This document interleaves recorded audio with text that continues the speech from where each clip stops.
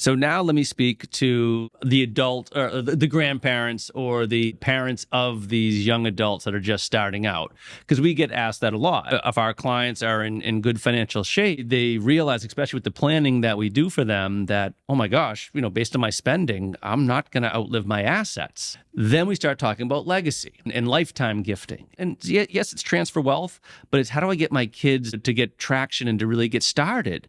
Because some of the gifts that they talk about, when someone's in their 20s and 30s, it's so much more impactful for them to get funds at those ages rather than getting it when they're 65 years old. How would you advise anyone to encourage having those conversations? You have to try to normalize it and just work it into your lives, those conversations about money. It doesn't have to be a fearful conversation.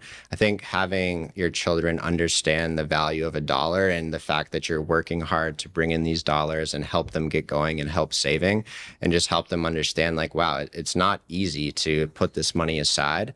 And for them to understand that can just help them get going and understand, okay, thank you for doing this for me. Be thankful for it and help them set them up for success.